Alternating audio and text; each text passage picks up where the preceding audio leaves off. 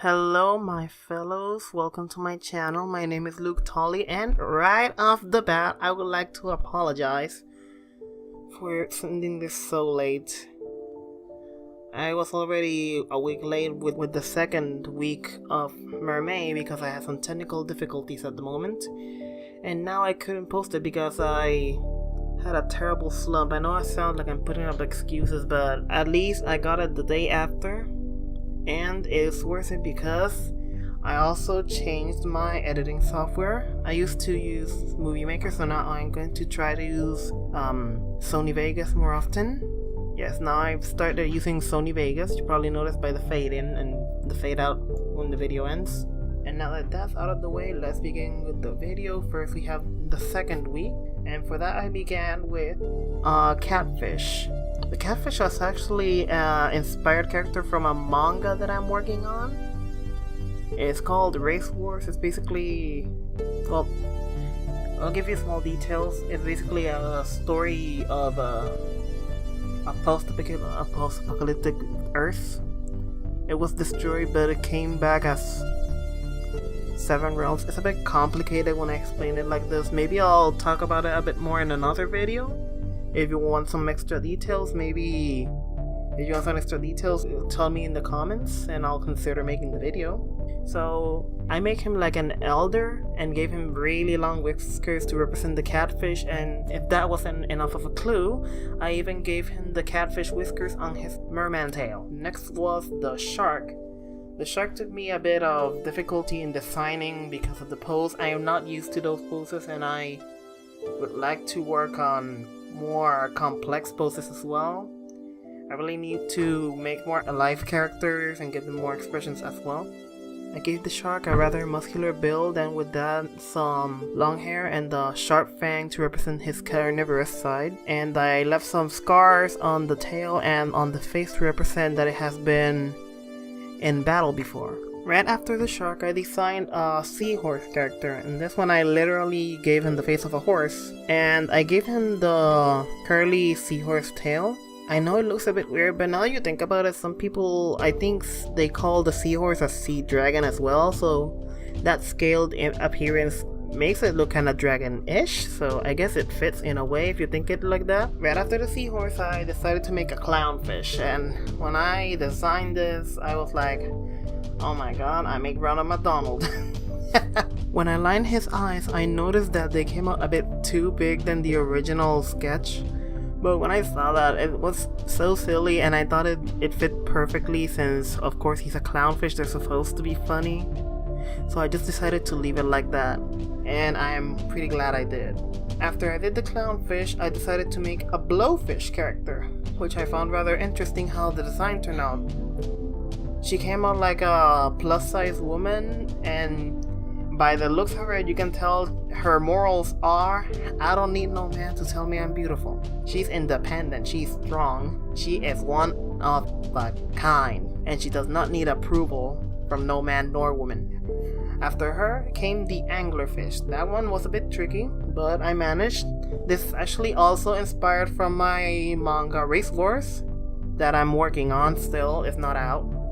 It will be a while before that's out. So I basically gave him the bottom half of anglerfish and extended his jaw forward to make it look more beast-like. Gave him empty eyes, of course the lantern, and to make it look a bit more different, I decided to give it like no arms. Like its main hunting weapon would be its mandibles and teeth. That's enough for it to hunt, right? It does really well in the depth. After the anglerfish, let's go to beauty. We have a beta fish mermaid. I really like how the design of this one came out. She looks rather beautiful, and the colors I chose for this one are on point. I looked up a reference for beta fish and I found this beautiful red fish, so I decided to give her a red tail, and after that I couldn't choose the skin, but I ended up choosing like a very opaque brown skin with silver hair and yellow eyes, and that came out beautiful in my opinion. Very different from the others, really makes her stand out more.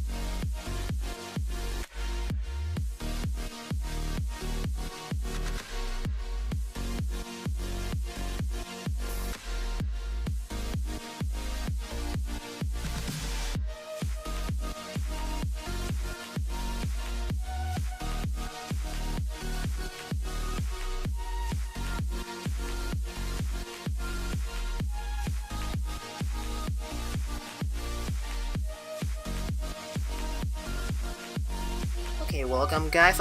Oh wait, it's the same video. It's the same video, my bad.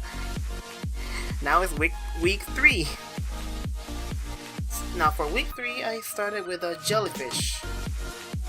I can't say it's a mermaid or merman. I decided to make it more of a gender fluid or kinda genderless character, sort of like that.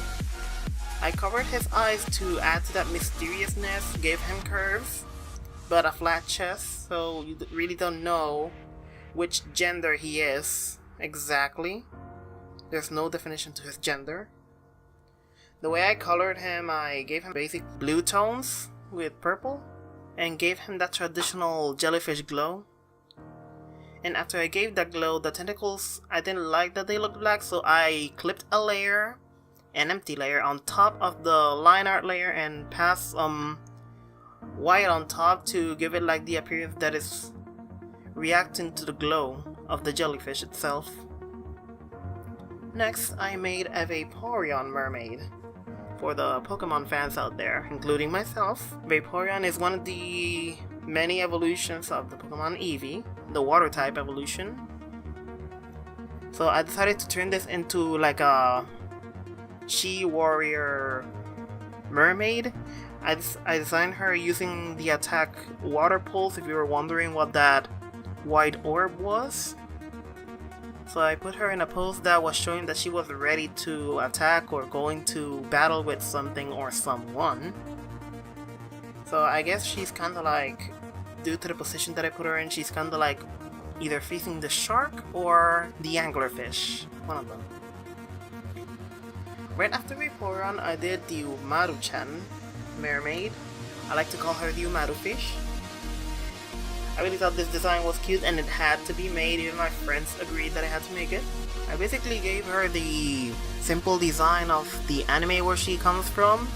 Himoto Umaru-chan, I think it was called, yes. And I just gave her her simple design with a little toony style tail, really cute, really chibi, and I used the salmon color to contrast the orange a bit. Well, not contrast, like blend with it, I guess?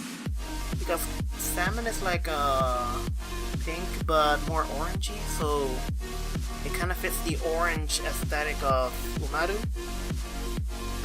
And after Umaru, I made a swordfish merman.